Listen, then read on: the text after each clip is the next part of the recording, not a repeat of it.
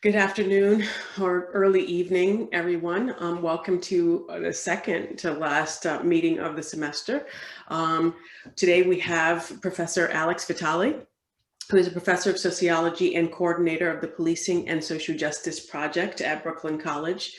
The Policing and Social Justice Project is a collaboration of faculty, students, and community-based organizations that uses research and advocacy to produce safer and more just communities.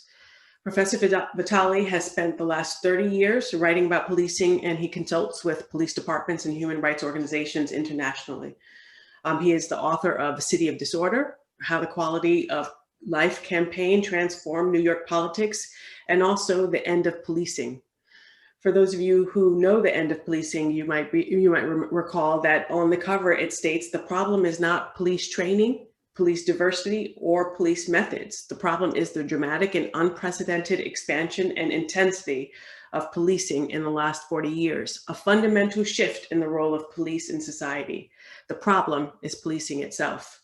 We have invited Professor Vitale here today to explain to us what he means by this, giving a talk that will shed further light on this issue of policing and how to achieve community safety with less of it or without it. Please welcome Professor Vitale to the PCJ this afternoon. Professor Vitale, you have indicated that you would like to give a talk, and then we will open it up to Q&A after. You're one of very few who've chosen this route, and so, but I welcome it. It gives me a little bit of a break, and I can sit back and just enjoy your talk and then ask whatever questions afterwards. Please, the floor is yours. Thank you, Sandra. I'm very happy, of course, to have this invitation, and I kind of am not in my usual spot, so the lighting is not quite the way I would like it, but we'll press forward in these difficult times. We just learned this afternoon that the New York City schools are closed effectively tonight, so trying to constantly in a state of flux and adjustment here with my two school-age kids, in one of whom's room I am doing this talk. Anyway, so, after the police killings of Eric Garner and Mike Brown and Tamir Rice and so many others in the period about 6 years ago, we were told that policing was going to get fixed. The Obama administration pulled together a task force on 21st century policing and developed a whole set of procedural reforms to policing. And a lot of big city police chiefs and mayors across the country embraced at least some of these reforms. In New York, after the killing of Eric Garner, Mayor de Blasio had three big initiatives in response to that police were going to get de-escalation training, they were going to get implicit bias training, and they were going to receive body cameras. Minneapolis was actually held up as a kind of shining star of this. They received extra money from the Department of Justice to get groups like the Center for Policing Equity. I understand Tracy from there is going to be speaking at your next meeting, where they went in and did a whole series of police community encounter sessions to discuss the legacies of racism in policing and try to figure out a way to move forward. In Minneapolis in 2018, they had adopted so many of these reforms, they issued a glossy report outlining them all. The officers involved in the killing of George Floyd had implicit bias training, de-escalation training, mindfulness training, were wearing body cameras, were operating under a new use of force policy that emphasized sanctity of life.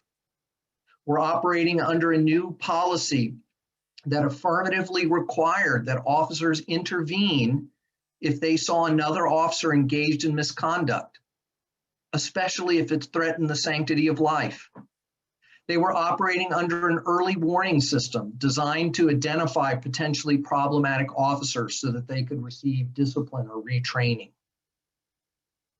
And none of it made any difference. George Floyd's life did not matter to them. And the solution to that is not to double down on more police training and procedural tweaks of use of force policies, or even to put a few more police officers in jail. The evidence behind these reforms is incredibly thin, at best contradictory, and in many cases consistently shows that they have no value. Body cameras have consistently failed to generate any improvements in policing. Implicit bias training is just a laughable intervention that imagines that the problems of racism in policing are about unconscious, unintentional bias by individual police officers in a way that completely erases explicit racism, structural racism in policing, and more importantly, the structural decision by elected officials at all levels to turn the problems of Black and brown communities over to police to solve. In part, by framing the problems that these communities face as crime to be addressed through criminalization. These communities also experience harms such as predatory lending, wage theft, environmental pollution, but those harms are committed by economic elites and are never defined as street crime and are never addressed through criminalization. When we take the behavior of those who've been systematically denied access to the mainstream economy and even full political participation, when we define their problematic behavior as criminal, we label it as somehow being the result of a kind of individual or group moral insufficiency that will only respond to punitive interventions.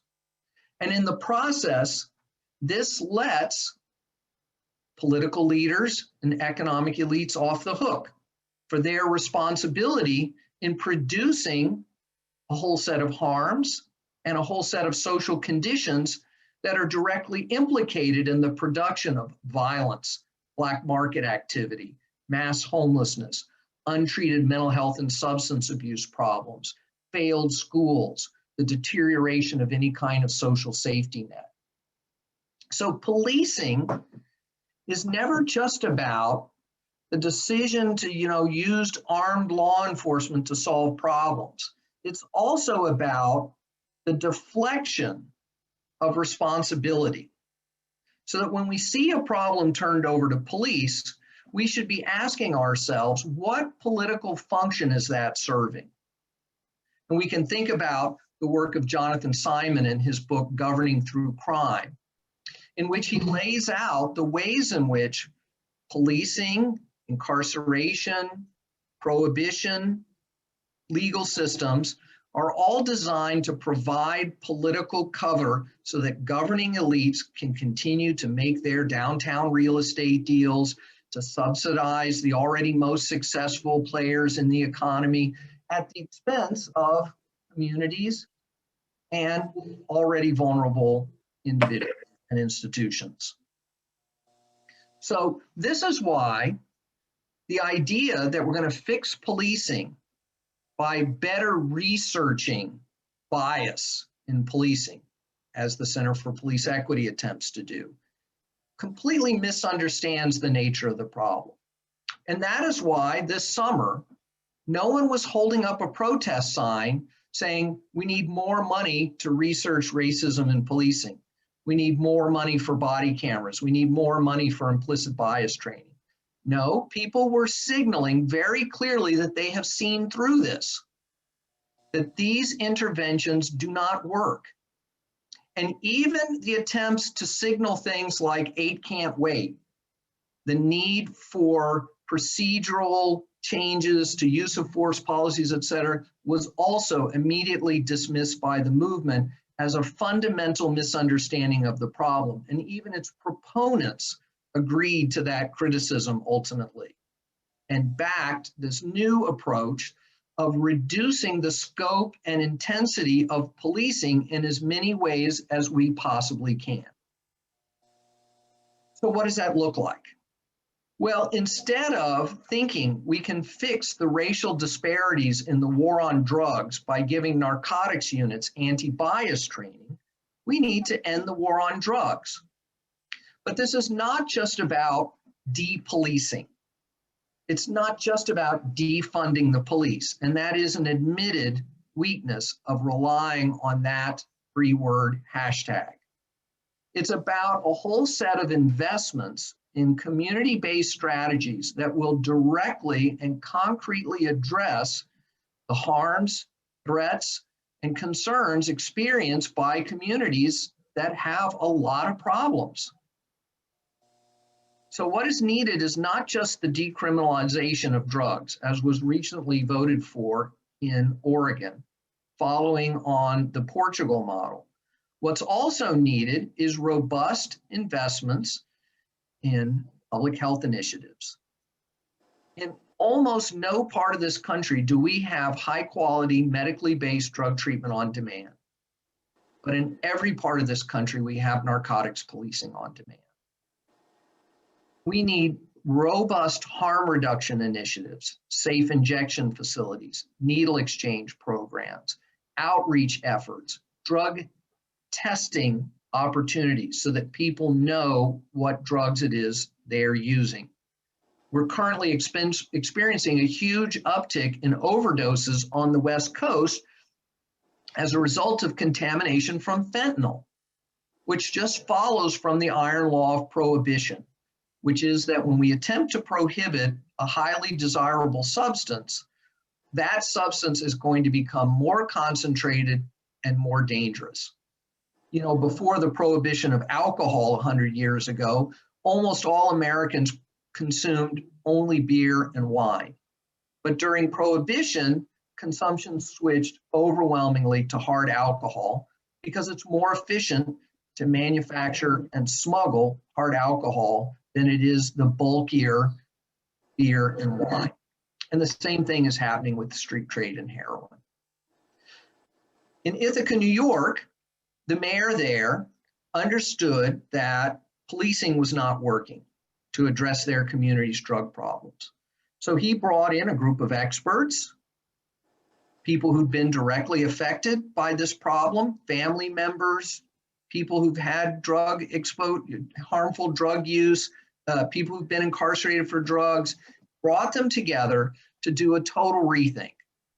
If we were going to start from scratch with everything on the table, how would we want to address the drug problems that we experience as a community?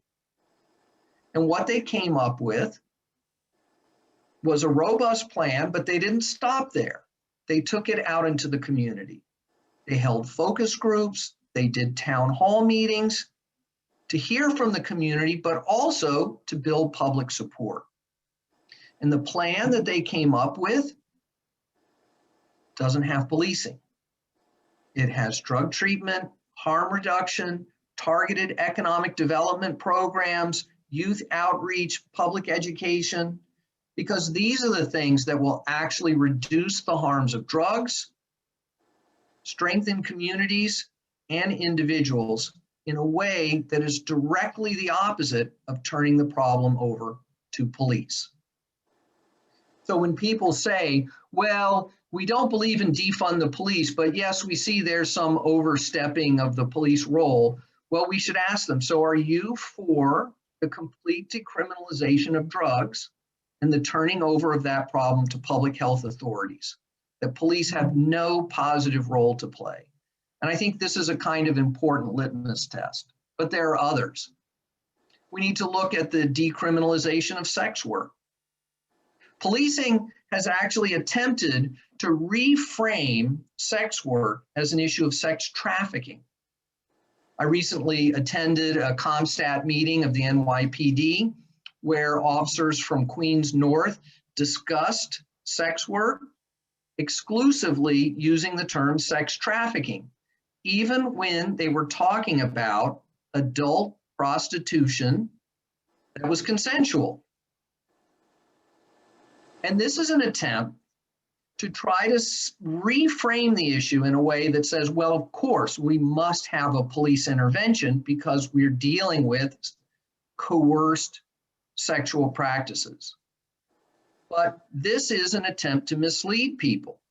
We need to reframe how we address sex work, in part because that will be more successful at preventing the relatively rare occurrences of coercion.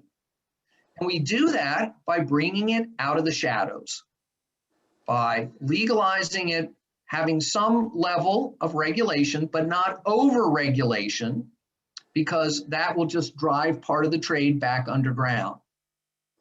The Nordic model of criminalizing consumers does nothing to bring it out of the shadows, to solve this basic problem. Instead, we should look to New Zealand, which has fully legalized but not over-regulated sex work, and the outcomes have been very positive, as they have been in Portugal for the decriminalization of drugs.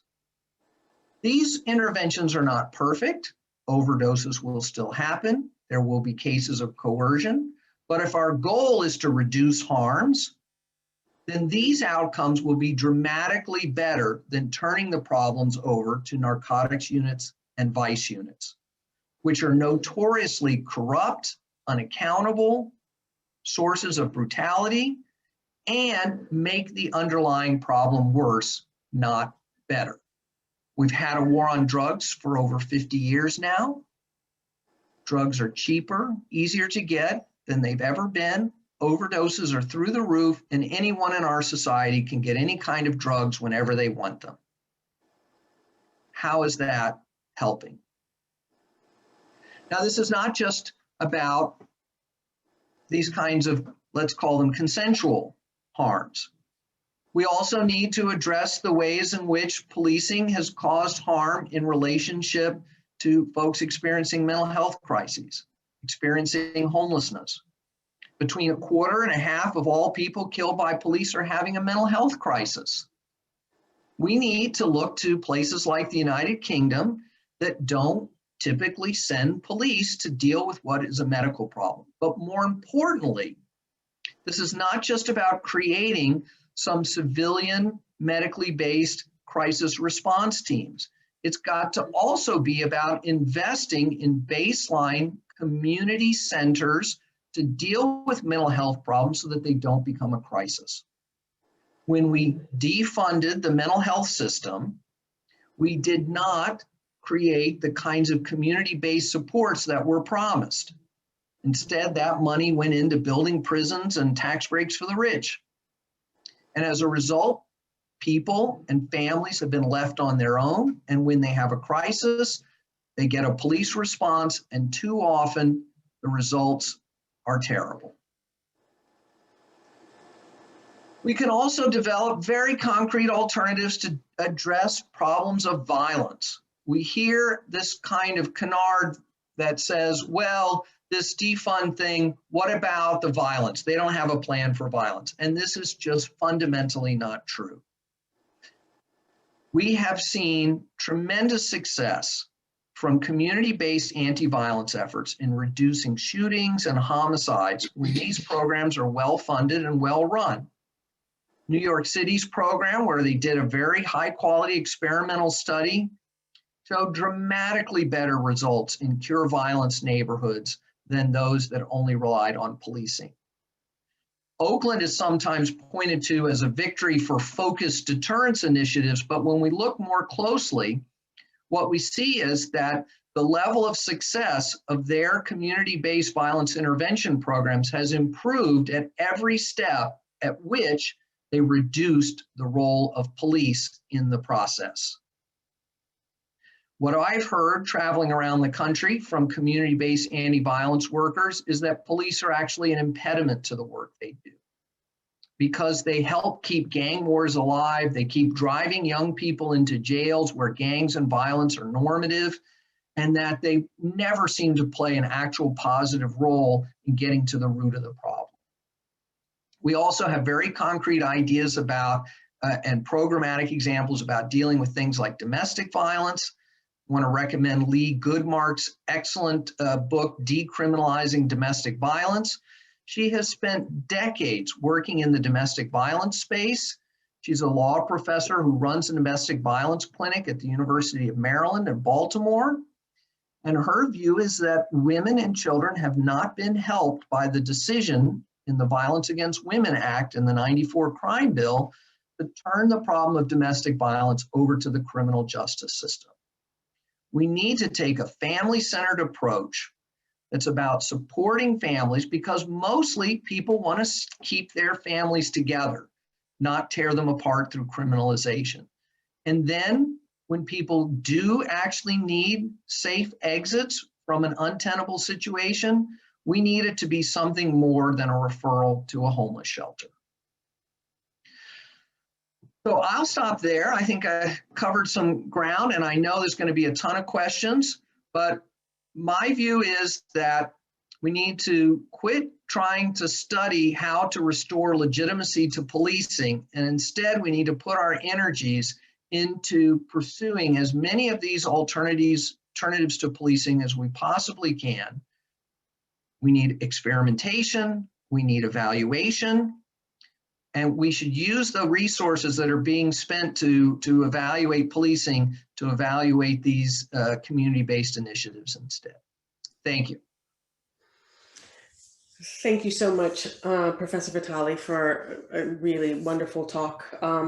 The tone and content very different from what we've heard so far. I suspect won't be so different from some of the talks we'll hear in the spring. And so I welcome everyone who is on the call to join us for the spring talks that will come. So the question I have for you, Professor Vitale, is this: so how do we get there? In part because still the overwhelming majority of Americans, and this includes Black Americans, Latinos, they believe the police are a legitimate force and are there to protect and serve them. And so they just want better, right? And so they're not interested, and it's hard for them to imagine that there are these alternatives to the police that will allow us to create safe communities in the short and long term. What is it that we need to do, in essence, because this is what I hear you saying, to denaturalize, a term I recently learned from Monica Bell, denaturalize the police, to get us to a place where we don't assume that this is the only way that we can achieve safety and feel safe.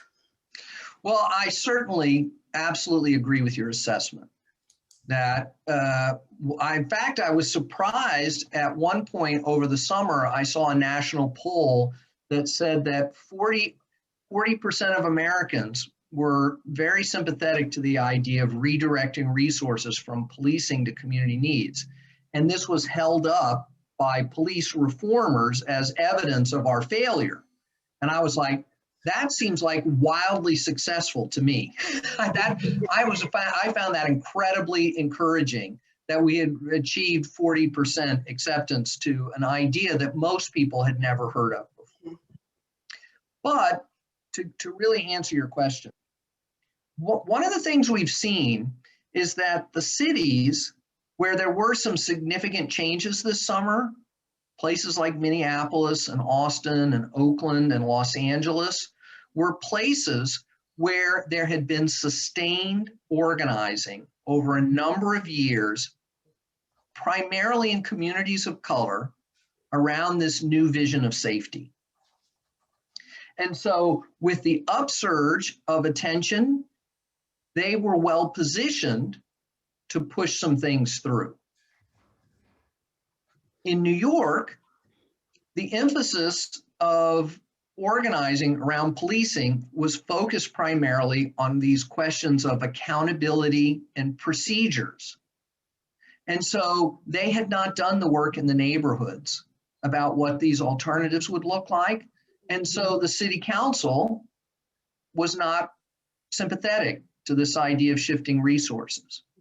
So the message there to me is pretty clear, that what works is community-based organizing that's focused on addressing the very real concerns and needs of those communities.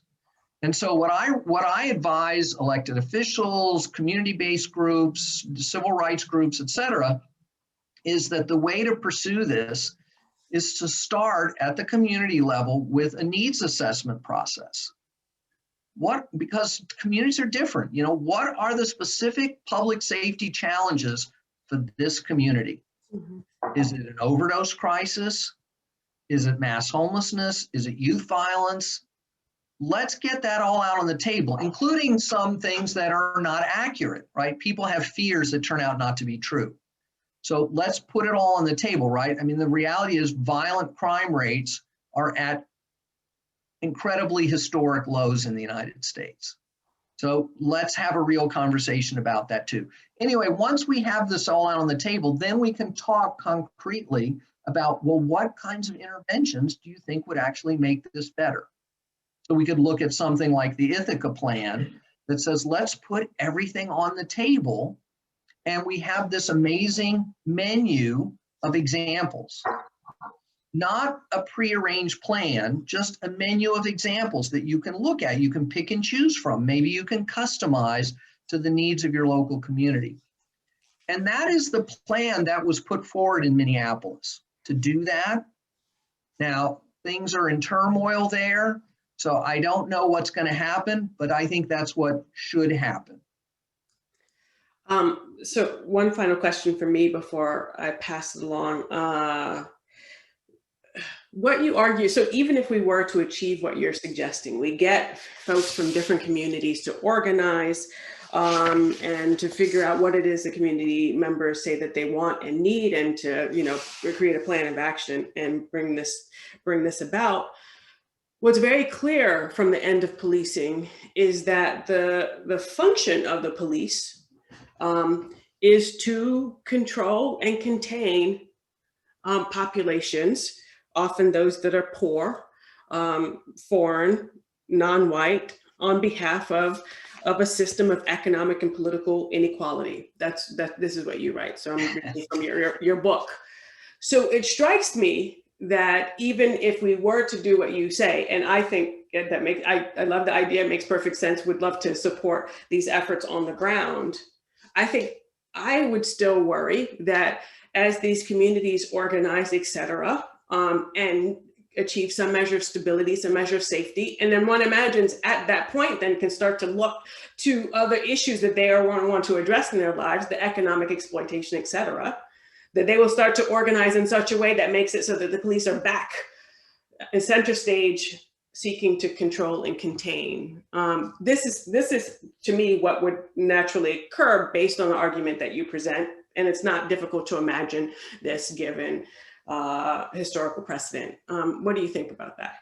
Well, that's in part why I wrote the chapter on political policing, is to show that yes, when our movements make demands that can't be easily met. I mean, this is why implicit bias training is so popular, is because police chiefs and mayors can implement it in a way that doesn't change anything, doesn't threaten their power, doesn't interfere with their downtown deals, right? Doesn't reduce the scope of policing in any way. That's why they love it. And that's why they give millions of dollars to people to do this fake training. And it's designed also to divert our movements into demands that won't get us anything. Oh, don't worry, we're going to take care of it, right? Okay, so what do? My view, and there's no magic solution here, and I don't have deep certainty about any of this, but my view is that if we approach community safety from a new logic that's based on building people up, building up communities, creating sustainability, that we're going to end up making demands of the state that the state is not ready to adhere to. Now, you point out that this will result in some repression. And I think that's absolutely true. We need only look at the repression of the Black Panther Party for setting up community meal programs and clinics and all the rest. But we also need to understand the ways in which this will sort of heighten the contradictions. If we're doing our work in the community, this is also going to beg the question of why is the state doing this to us? And then that can be the basis for deeper analysis, political education, and organizing. Who's going to win that? the forces of repression or the forces of liberation? Well, that's the stuff of history. We will have to see how that plays out. I will just add one more point, which is that sometimes we hear, well, all this talk about the criminal justice system is a diversion from like anti-capitalist organizing. We got to stay focused on, class and shop floor organizing. But if we have any hopes of building cross-racial solidarities, we have to acknowledge that the way too many communities of color experience capitalism is not in the workplace. It's through the criminal justice system because they've been excluded from the formal economy. And also, when we allow social problems like violence and disorder and property theft to go unaddressed, it drives people to the right. So if we don't address those things through credible alternatives, we're just empowering these right-wing forces and these conservative tendencies to just demand more policing of our family members, friends, and neighbors. Okay, thank you very much. So I'm going to hand it off to Chris Winship, who might have a question or two for you before we open it up to the members of our community. Well, thanks, Alex, for a terrific talk and a fabulous to-do list. I guess I want to push you to talk a bit more of the politics. We've just gone through an election that I think the right person won, but won by way too little. I'm certainly really very concerned about sort of what will happen 4 years from now. I guess part of the question is, when I talk to people in police departments, certainly in principle, they'd like to get out of the mental health business. They'd like to get out of the homeless business. They'd like to get out of the dealing with people with drug overdoses. Not surprisingly, they're not so enthusiastic about the defund the police, both in the sense of what the monetary implications are, but also that this represents, a direct attack, a political attack on their legitimacy. So, a lot of the things you're talking about really involve, looking in very positive directions of where we can change things. It may or may not involve taking money from police, or the amount that gets taken from the police is where it comes up from elsewhere. At least to me, it's not clear. How are we going to make progress on this in the next 4 years, given the complicated politics we have in this country? Okay, so, I talked to a lot of police leaders too. I was in a conversation with the Commissioner Outlaw now in Philadelphia, and she said basically what you said.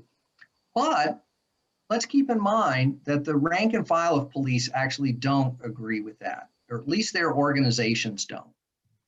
Police unions are uniformly against the shifting of any of these responsibilities. Mayor de Blasio just announced a pilot program to shift some mental health calls away from the police, and the unions went nuts and were like, all those social workers are going to get killed if you don't send us with them. And I hear this all the time. So I would not so quickly say that that police basically agree. That is not their political posture about shrinking their role or their scope. Secondly, I don't have any particular love of the phrase defund the police. I never used that term before this summer. I don't really use it in any regular sense except to refer to its existence as a phrase that is widely used. If you look at the book, it talks very concretely about the kinds of interventions that are needed, rather than rhetorically that like all police are bad or something like that. It stays focused at this institutional level. The other thing is that this problem is going to get solved at the local level, not at the federal level. And no one in this movement thought that this was going to be a major topic of conversation in the national elections. We hadn't been moving in that direction. We weren't organizing or messaging for that. We were focused on local budget campaigns around the country where we were making a lot of progress. And that's where people are going back to. And I think between now and 4 years from now, there's going to be a lot more, let's say, understanding of exactly what's being talked about and how, in fact, this shifting of resources is consistent with any kind of real progressive politics. And for me, it's never been about, demonizing individual police officers or blaming it all on the police. The police did not create the war on drugs, and they can't end the war on drugs. These are political problems. And I often say my book is much more about political accountability than it is police accountability. Great. Well, I absolutely agree with you about unions. What are we going to do about police unions? New York is a particularly interesting example given the nature of the police leadership, union leadership there. Well, I think that we have to make their political activities toxic. And the good news is that the PBA was a huge loser across the board this last month. They couldn't even turn races out on Long Island where their base is. They lost every single race that they tried to intervene in. And I think we just got to keep hammering on that they are completely out of touch with the electorate in places like New York. Maybe not in Oklahoma or Kansas, maybe they're or parts of Texas, but in the big cities, they're completely out of touch. When you really dig deep into what their politics are, it's toxic, and we need to hold politicians accountable for taking their money in endorsements, and we have to use that against them as a liability. All right, Sandra, let's turn it over to the audience. I would love to do that. So how about Daniela Phillipson? Would you like to ask the question that you put in the chat? Hi, thank you very much, Professor, for your presentation. It's always great to hear you talk. For a little bit of context, I'm from Mexico, and I would love to understand how your approach would apply to a context in which we experience widespread violence and the police is already massively defunded. So I would just like to ask if you have any insights. I know you've drawn a lot of comparisons from different countries around the world. I do think the United States is quite unique given the lack of gun control legislation. So how does that fit in within your approach? Thank you very much. Okay, I'll try to come back to the gun control. Let's just talk about Mexico for a minute. Now, I'm not a specific expert on Mexico, but I have done some work with folks in Mexico and have spent some time in different parts of Mexico. I'm from Texas originally. So let's look at two different issues. One is domestic violence against women more broadly. And the other is the violence that's associated with the cartels, which is primarily in the north of the country, though not exclusively. So you got a huge problem of domestic violence, and it turns out that policing is completely ineffective. So is the solution to ramp up policing to address this safety challenges for women? I don't think so. In conversations I've been having with folks on the ground there, what's also lacking is not just policing, but any kind of support structure for families who are experiencing profound economic insecurity. And if we were to ramp up policing to address the safety of women, I don't think we're going to get very good results. What we're going to see is more criminalization of the men, but not anything to actually dramatically or significantly improve the lives of the women and children who are left behind. So I think we need to look to those institutions in Mexican society that have credibility with families. And I think the place to start would actually be the Catholic Church, but also the growing number of small evangelical congregations, and for the state to work with them to create community-based support systems for families to try to address the violence and also to create the possibility of avenues of escape for those who need it.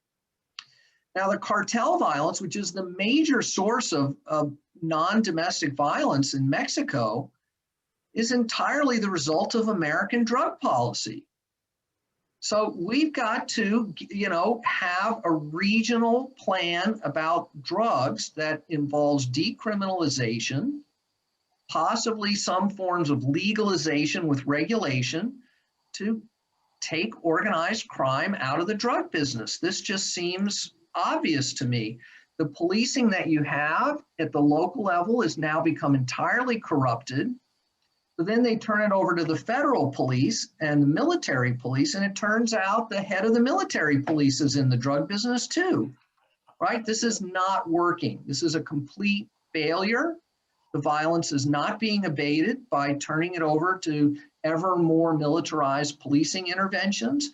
We need to go about it in exactly the opposite direction and look at legalization of drugs. Gun violence. Let me just say that, yes, there are too many guns. I would love to see a reduction in the number of guns, but a supply side strategy, just like a supply side strategy for drugs, is not going to work as long as there's widespread demand for guns. And that demand is driven by things like black markets and also deep insecurities. It's defensive gun buying. And these are political problems that we need to develop political solutions for.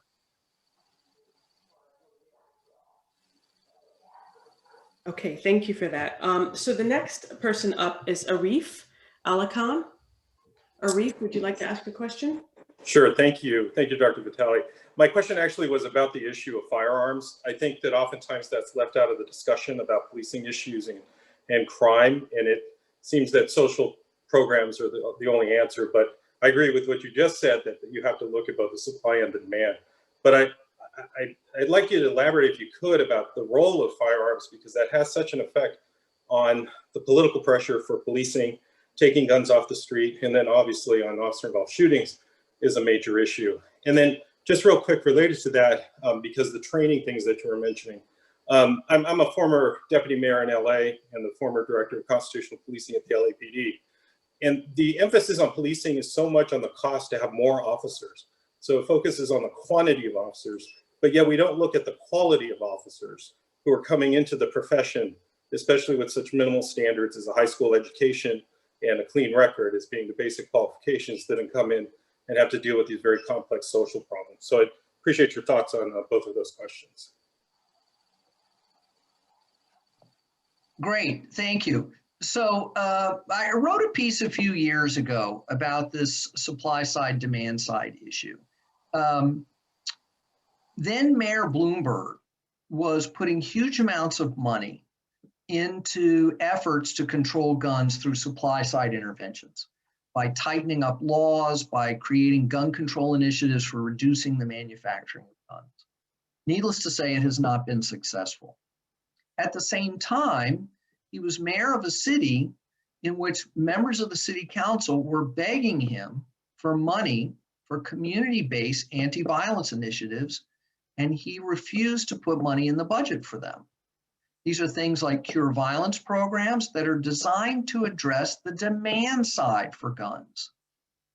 Why is it that young people are carrying guns?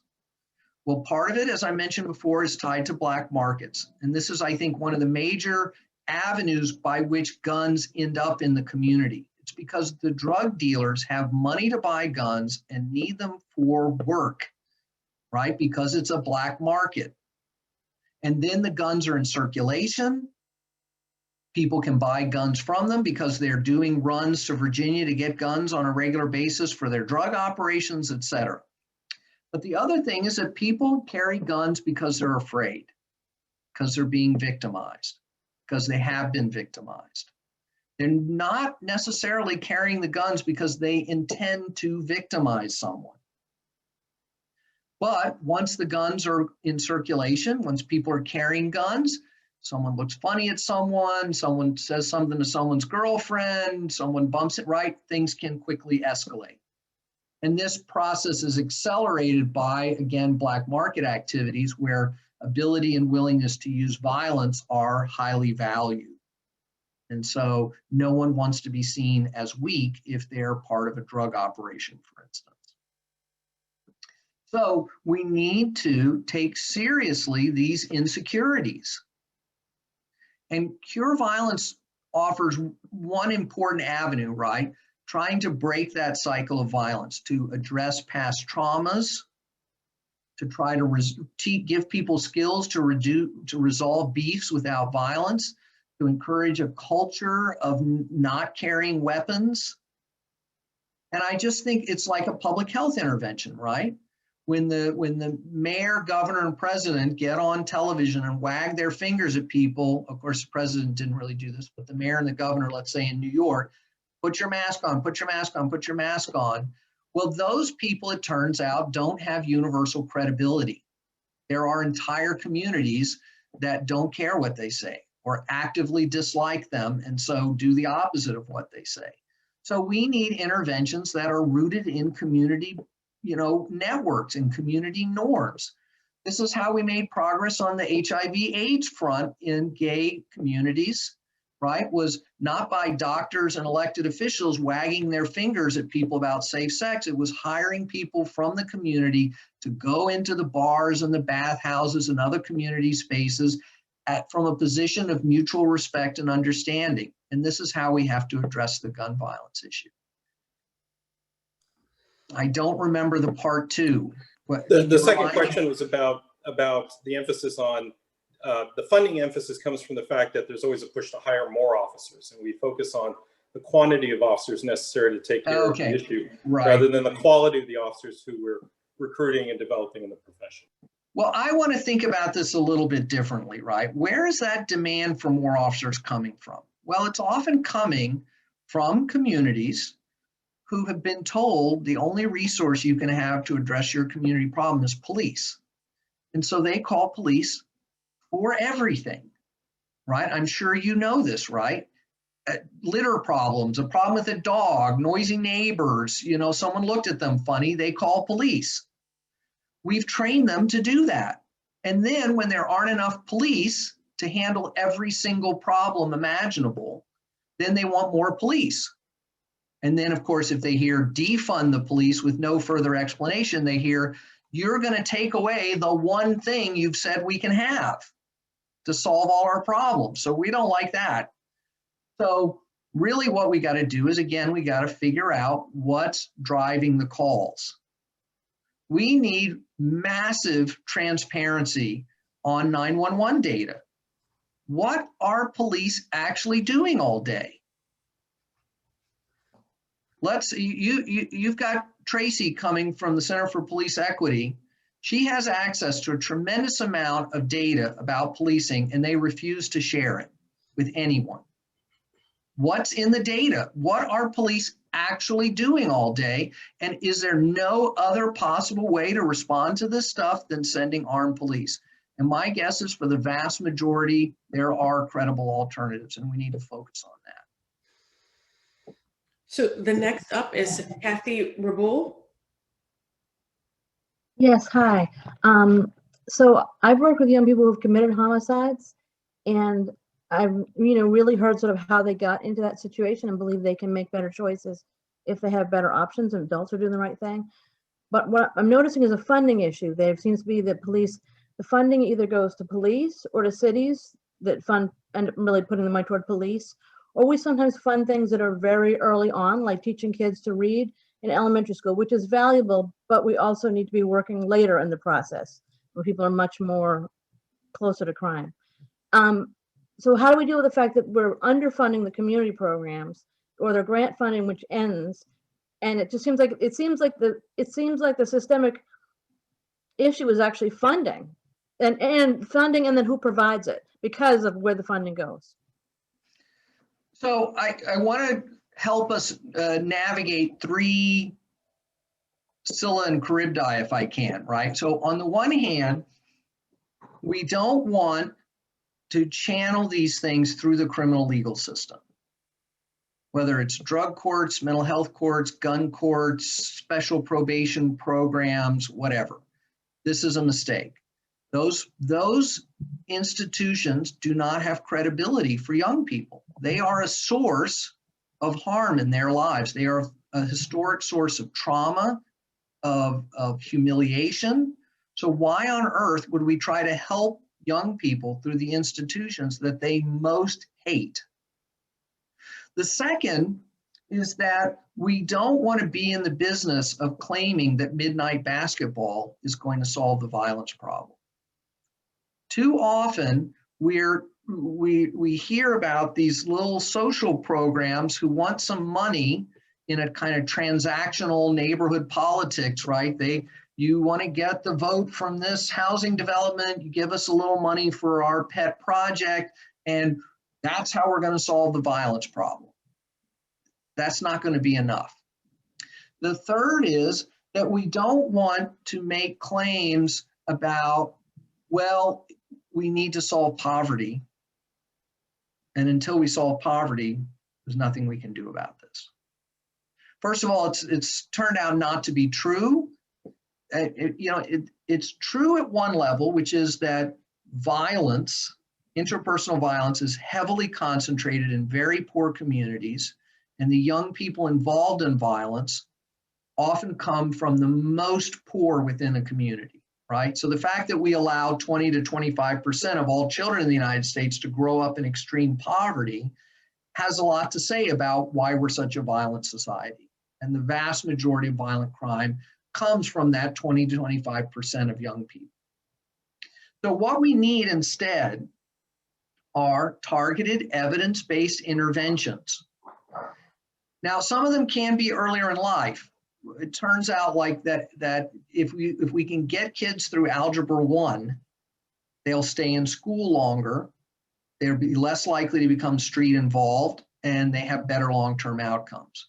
That's an evidence-based intervention, not I'm a good math tutor and I'm friends with the city council members, so give me some money and I'll fix everything, right?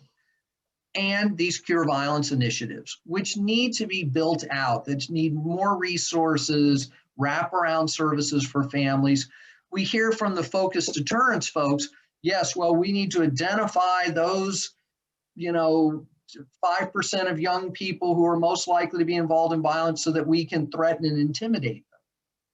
I'm like, why don't we identify those 5% of kids and actually help them and their families? Right? I agree, it is fairly concentrated numbers of young people, and we can actually identify a lot of them, but we rely primarily on threats and coercion as the strategy right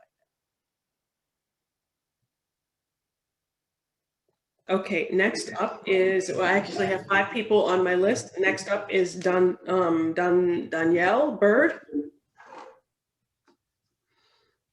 Hello.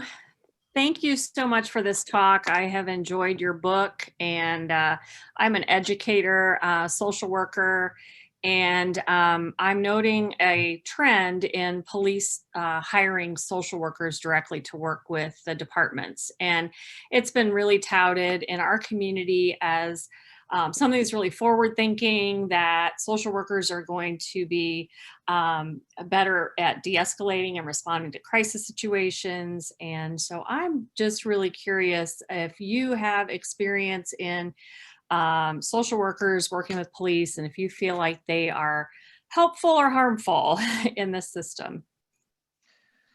So, I mean, it is possible to imagine in the short run a social worker who is like doing victim services work or something like that could be helpful in kind of in an emergent situation, an acute crisis or something.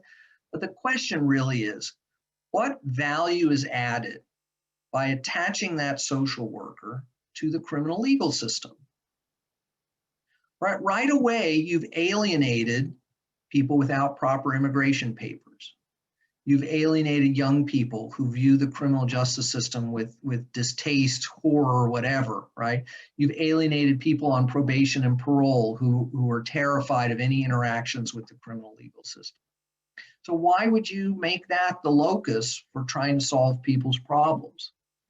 Let's actually hire some social workers. Let's create community-based anti-violence centers that do mediation work, that help direct people to existing resources, that do family support work, right? Who do street-based interventions and crisis counseling and trauma. And, there's a tremendous need for all these services. But why? What is the value of rooting it in the criminal legal system? It's the same thing with community policing. We hear, oh, well, we're going to turn the police into community problem solvers. Why not just hire community problem solvers who have no connection to the criminal legal system?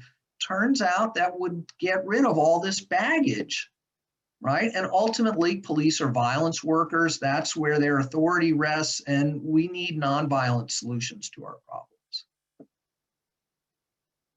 Thank you. So I'm going to let Elise Esquivel jump in here because her question kind of piggybacks off of Danielle's question. Elise, would you like to ask your question very quickly? Hi, sure, yes. I just wanted to know what your thoughts were on this idea that social work, well, as social workers, we kind of have to acknowledge that our profession is also part of policing in a sense. And this idea that social work is rooted in, I guess you could say, white supremacy ideologies, and that's what it was originally built on.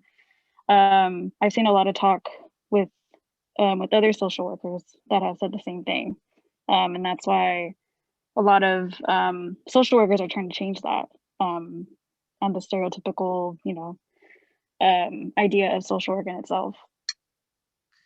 Yeah, well, thank you for that. Totally agree. My wife is a social work professor. So yes, and we can look at the work of folks like Dorothy Roberts, who shows how like social workers and child welfare systems have helped reproduce, profound racial inequalities. So yes, we need a critical assessment of what we mean by social workers. And I can sometimes be a little glib about that. What we really need, right, are community-based public safety workers who are doing community organizing, who are working with young people, who are accountable to the community, at least at some level, that there are community boards that oversee these services so that they're not just acting on behalf of some centralized bureaucracy that may have its own agenda about public safety. Okay, the next up is Ellen Yaroshevsky. Ellen, would you like to ask your question now? Well, thank you, Alex, so much. I really appreciate it. I work with progressive prosecutors, and there's not a generic question about progressive prosecutors because, as you indicate, it totally depends on where they are, but they often have such difficulties because their entire role in trying to be progressive depends on their relationship with the police, as you know. So I just wondered if there's anything that you would like to suggest that one could focus on as we talk with them about what the heck they ought to be doing. Yeah, and I know some of these folks and excited about Georgia's victory out in LA County. Right. And, let's see what can be made of that. And of course, there's a big spread here, right? I mean, right. In terms of what counts as a progressive prosecutor. I view it primarily as a harm reduction strategy rather than being the locus for really deep transformations. Now, I've been meeting with several of the candidates for the Manhattan DA's race, and I worked with Tiffany Caban in the Queens race. Right. And we really tried to talk about rethinking what we mean by justice and trying to reframe it as a question, right, of safety and empowerment.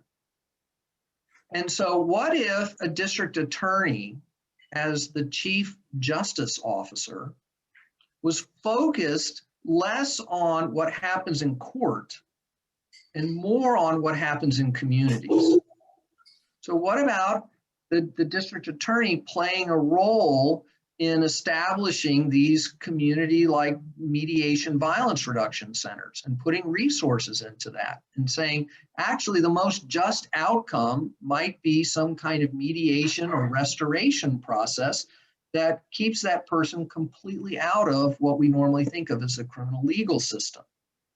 So are they willing to actually put some money, some resources, and some control into the hands of communities to try to work out their justice problems at the community level?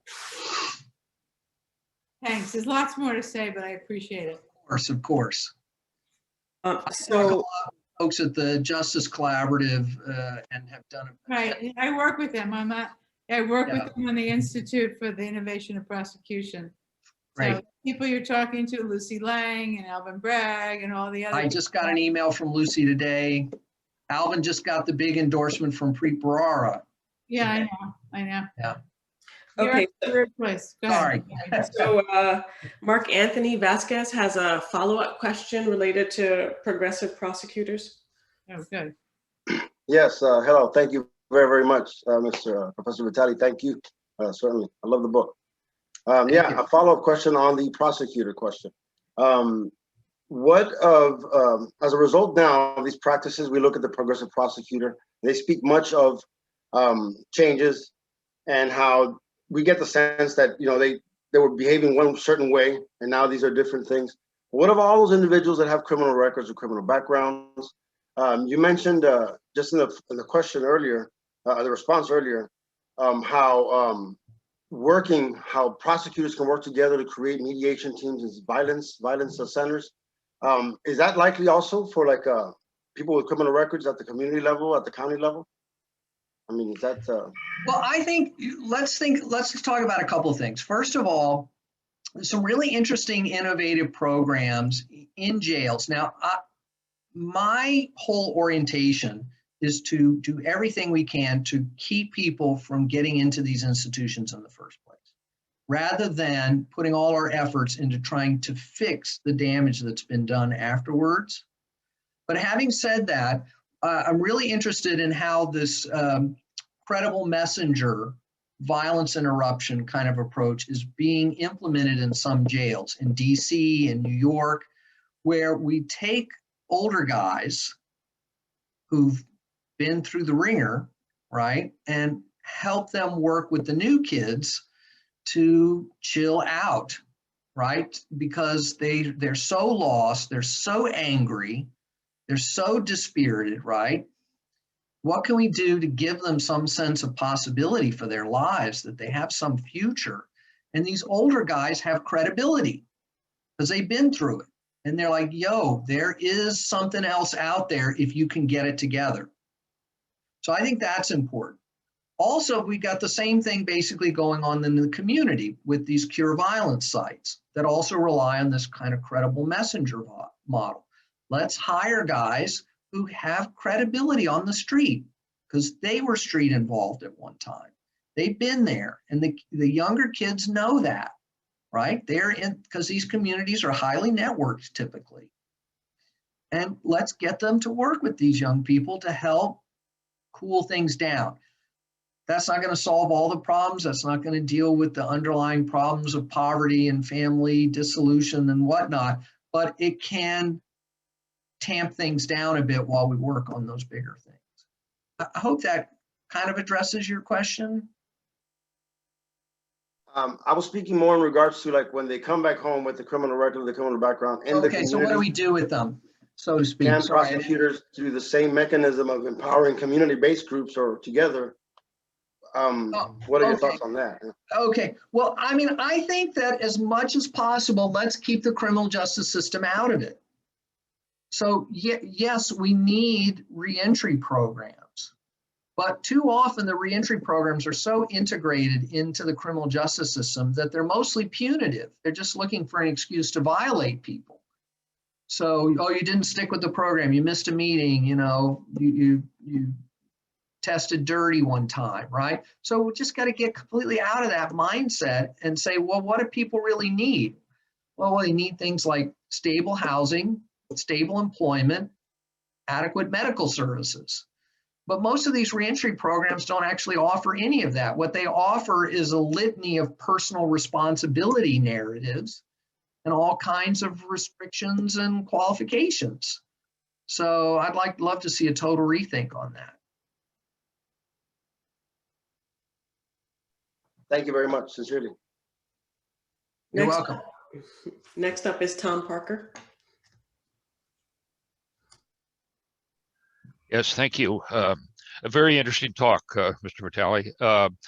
By way of background, I've been in the criminal justice system for about 55 years now as a police officer, 25 years with the FBI, including in executive field management, which included the Rodney King riots and the investigation following that. But for the last 25 years since I retired, I've been very involved working as a consultant and expert witness on police practices and police management.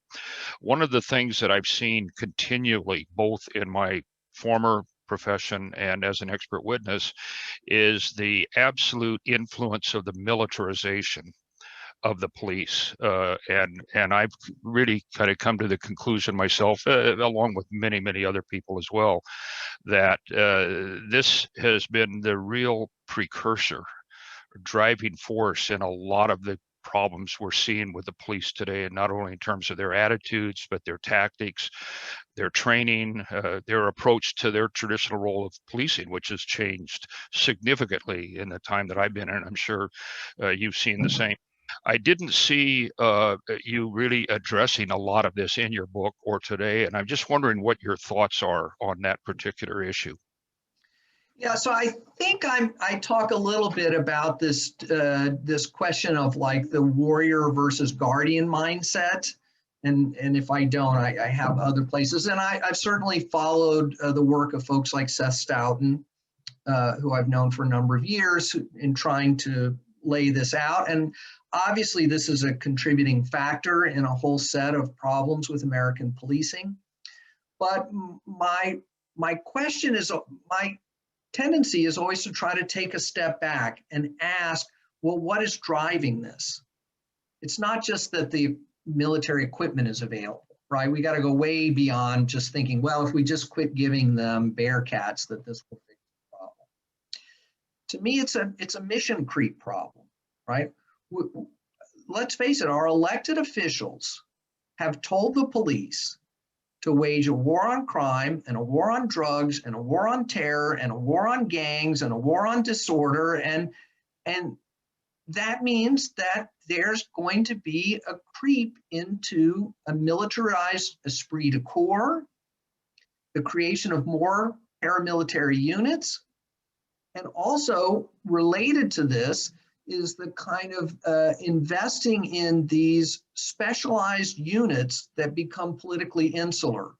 The gun suppression units, the vice units, the gang suppression units, the narcotics units, who are given a kind of carte blanche. No one's really watching what they're doing. They're given whatever technology or hardware they need because they're getting the bad guys, which is what the politicians want.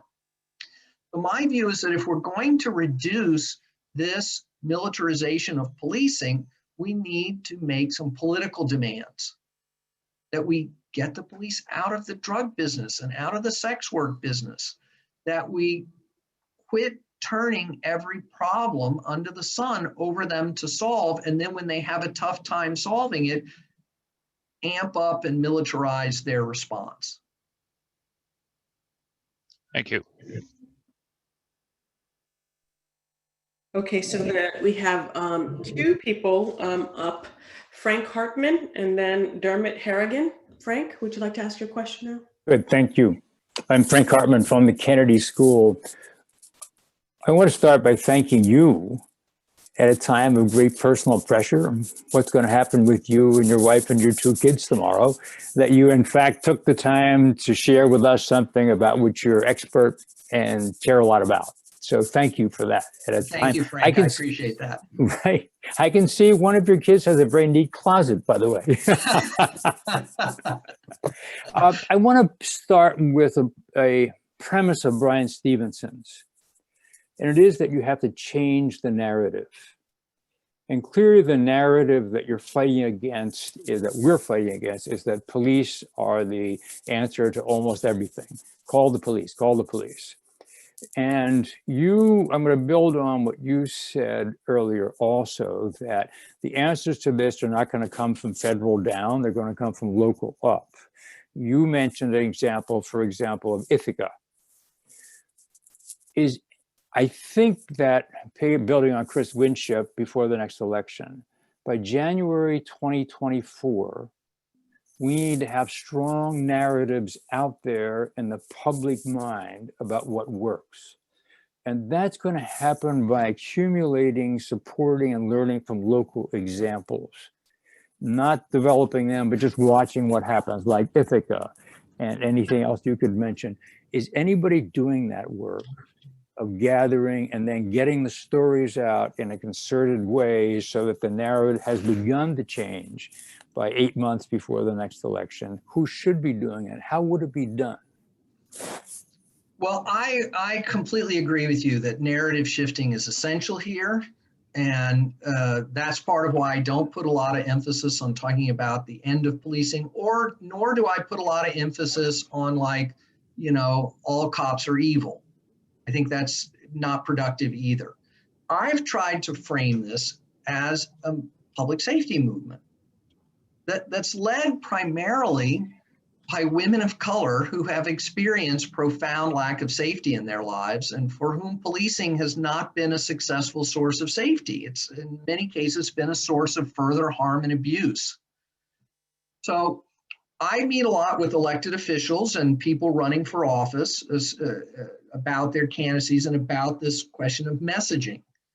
And one of the things I point out to them is the mistake that is often made by folks who are trying to have let's say, call it a progressive position about this, is that they have like a section of their website about housing and education and jobs. And then in the criminal justice section, it's all about the power they want to take away from police and jails and judges on the basis of like human and racial justice, human rights and racial justice and civil rights. And I say, this is a mistake because you have a negative message about what you're going to do about public safety, which is you're taking power away from the institutions that people have historically relied on to provide those things. So instead, what you need is not a criminal justice reform page. What you need is a building community safety page that lists all the things you want to do to make the community safer. We're going to get a community support center for women who are experiencing domestic violence. And we're going to get a community-based mental health service center for families who experience mental health crises. And we're going to put more counselors in the schools so that young people don't disrupt the school environment. And we're going, you're right, so that it's all about positive messaging. And I think this is the way to go forward. It's not to make it all about how bad the police are. It's about, we have a different vision about how to produce safety. So perhaps as the final question, I kind of want to restate a question asked earlier by Kathy Raboul, and that is about community organizations and funding them. My understanding is that Kathy's sense is that a lot of the money that is being directed towards coming up with interventions is often going to government or other kinds of organizations, but not grassroots organizations. I mean, even foundations that support research are often not doing the work of supporting the research that delves into these kind of grassroots organization. Money is often helpful to support these kinds of movements, but it seems to be going in the direction away from those who are on the ground trying to affect change in their communities. I think Kathy was interested in knowing what you thought about that. Okay, thanks for clarifying that for me. I mean, I think as I mentioned before, right, I think we need to look at ways to empower communities, you know, starting with community assessments, but also creating, you know, like community boards that can help direct this rethinking about how to achieve public safety. different than, we hear this idea about, well, that we heard this idea like in the 60s and 70s, where we want community control of police. This is something I actually think is not desirable and is a distraction, because it still accepts this idea that it's like, well, it's the police who are in charge of public safety. And my whole thing is, no, we need to get out of that mindset, and we need to look at all the different institutional players who could be mobilized to help produce safety. And if we put the community in the driver's seat on this, I think we'll see more support for community-based strategies, whether it's community-based housing first initiatives or community-based mental health service centers or community-based, peer mediation processes, whatever. So maybe we need to look at set-asides or something to make sure that that's what happens, but that's certainly my general orientation on this. That's excellent. We're going to release you from this obligation. But, oh my God, this was an incredible talk and incredible Q&A. Thank you so much. I might have to invite you back again very soon because this was such an enriching conversation, so very insightful. Next time when we can have a drink in Harvard Square afterwards. Listen, that sounds great to me. We'll definitely do that. Thank you very much. Good night, everybody.